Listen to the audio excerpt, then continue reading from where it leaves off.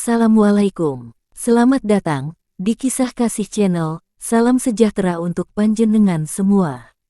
Semoga hari ini panjenengan semua diberikan kesehatan, keselamatan, dan kelimpahan rezeki. Amin.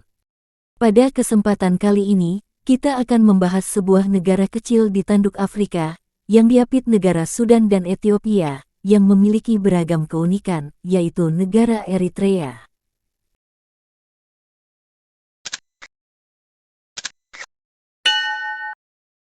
Eritrea adalah sebuah negara yang terletak di bagian timur Laut Afrika. Eritrea berbatasan dengan Sudan di sebelah barat, Ethiopia di selatan, dan Djibouti di tenggara. Negara ini mencakup area seluas 117.600 km persegi, dengan populasi penduduk sebanyak 4.954 juta jiwa. Laut Merah di sebelah timur Eritrea memisahkan negara itu dengan kawasan Timur Tengah. Eritrea digabungkan menjadi sebuah koloni oleh Kerajaan Italia pada tanggal 1 Januari tahun 1890. Eritrea mencapai kemerdekaan dari Ethiopia pada tanggal 24 Mei tahun 1993 setelah berseteru selama 30 tahun dari 1961 hingga 1991. Pertanian, penggembalaan hewan, dan penangkapan ikan di Eritrea merupakan mata pencaharian andalan bagi sebagian besar penduduk Eritrea. Dan sisanya mencakup ekspor komoditas. Beberapa orang miskin tinggal di daerah pedesaan dan bergantung pada pertanian untuk pendapatan sehari-hari mereka. Istilah Eritrea berasal dari Sinus Erythraeus, nama seorang saudagar Yunani dari abad ketiga sebelum Masehi. Itu diberikan ke laut antara Semenanjung Arab dan benua Afrika, sekarang dikenal sebagai Laut Merah. Kemudian, selama Kekaisaran Romawi, orang Romawi menyebutnya Laut Erythrina, secara harfiah Laut Merah.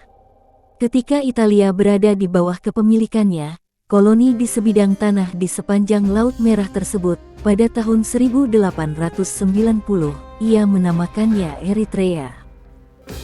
Beribu kota di Asmara. Negara ini tidak mempunyai bahasa resmi, tetapi menggunakan 3 bahasa kerja, yaitu bahasa Tigrinya, bahasa Arab, dan bahasa Inggris.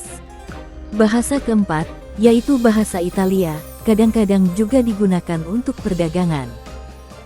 Ekonomi Eritrea telah mengalami pertumbuhan yang cukup besar dalam beberapa tahun terakhir. Pertumbuhan ekonomi Eritrea baru-baru ini adalah dimulainya operasi penuh di tambang emas dan perak Bisha dan produksi semen dari pabrik semen di Massawa.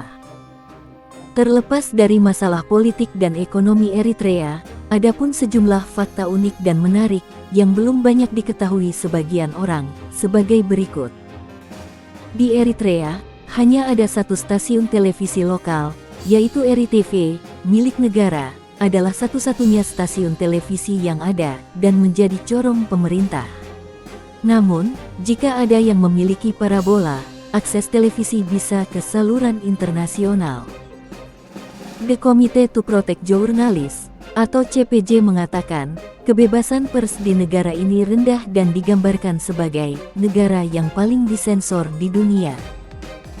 Siaran satelit stasiun radio di pengasingan dibatasi melalui sinyal yang tersendat dan buruknya kualitas internet.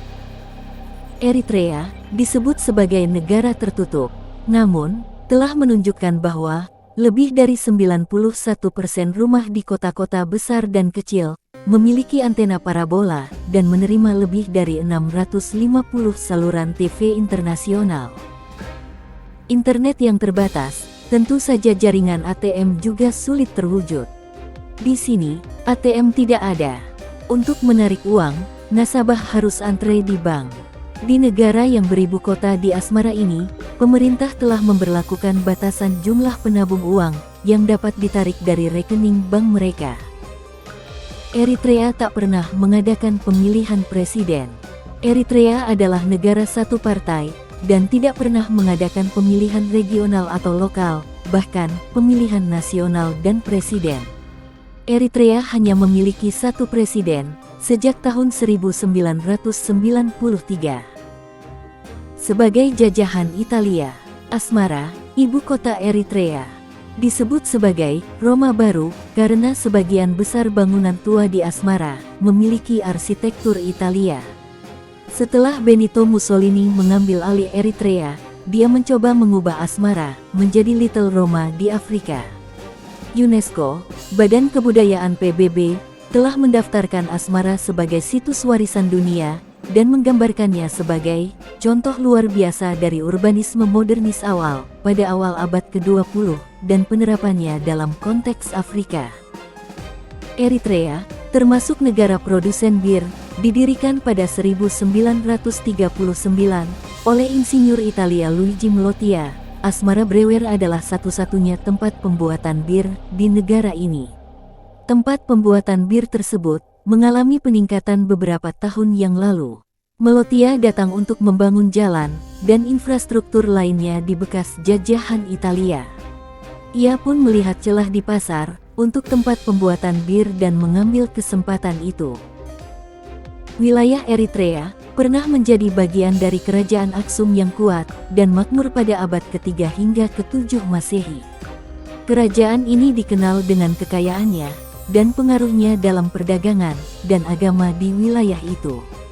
Sisa-sisa situs bersejarah, seperti obelis Aksum dan Basilika St. Mary of Zion, adalah bukti warisan peradaban Aksum yang kaya. Eritrea juga merupakan rumah bagi salah satu kota pelabuhan tertua di Afrika. Kota Pelabuhan Adulis adalah salah satu kota Afrika kuno yang didirikan pada masa kerajaan Aksumite di Eritrea. Adulis terletak di Teluk Zula di sepanjang Laut Merah dan sekitar 25 mil dari Massawa. Adulis adalah salah satu kota metropolitan kerajaan Aksumite. Agama di Eritrea utamanya terdiri dari kepercayaan Abrahamik.